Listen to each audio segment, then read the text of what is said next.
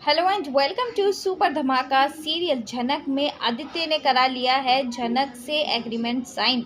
दरअसल यहाँ पर जिस फिल्म को आदित्य और झनक एक साथ करने वाले हैं वो फिल्म की अपडेट आ चुकी है, वो दिन अब करीब आ चुका है। यहाँ पर आदित्य और झनक की बढ़ती नज़दीकियाँ जहाँ अनिरुद्ध को खटक रही है, तो जब वो इन दोनों की फिल्म को देखेगा तो अनिरुद्ध का क्या हाल होगा ये देखना काफ़ी इंटरेस्टिंग होने वाला है। लेकिन उससे पहले यहाँ पर आदित्य कोई भी मौका नहीं छोड़ता है झनक के करीब आने का, झनक के पास आने का। और एक बार फिर से आदित्य को मौका मिल चुका है झनक के पास आने का। यहाँ पर आदित्य एग्रीमेंट के पेपर लेकर आ चुका है जिसमें झनक की फिल्म से रिलेटेड बातें लिखी हुई हैं, जिस पर झनक के साइन जरूरी है।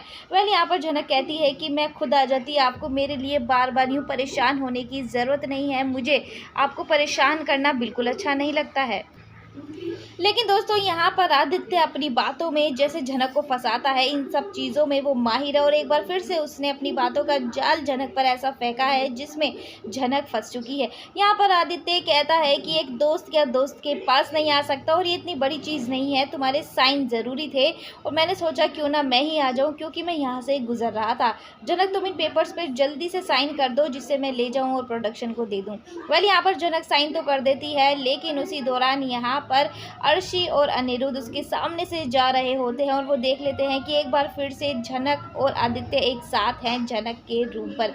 जी हाँ, ये देखकर अनिरुद्ध के तन बदन में आग लग जाएगी और जहाँ उसे झनक से रिलेटेड मिसअंडरस्टैंडिंग उसके मन में बढ़ने लगी हैं, अब वो इतनी ज़्यादा बढ़ जाएंगी कि उसे एहसास हो जाएगा कि सच में झनक एक मौका परस्त लड़की है। कहीं ना कहीं अर्शी और सृष्टि आंटी सही कहती हैं, झनक मौका परस्त लड़की है, वो सिर्फ पैसे वाले लड़कों को फंसाती है।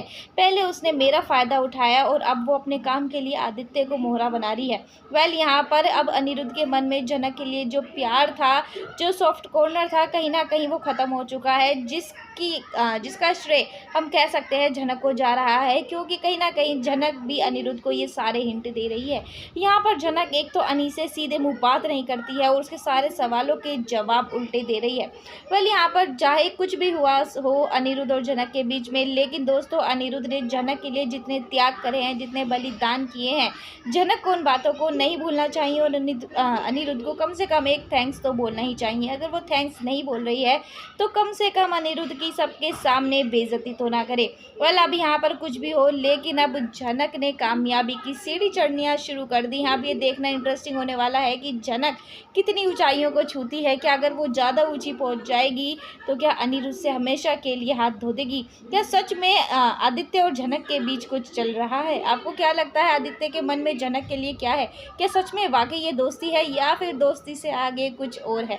हमें कमेंट सेक्शन में बताना बिल्कुल ना भूलें।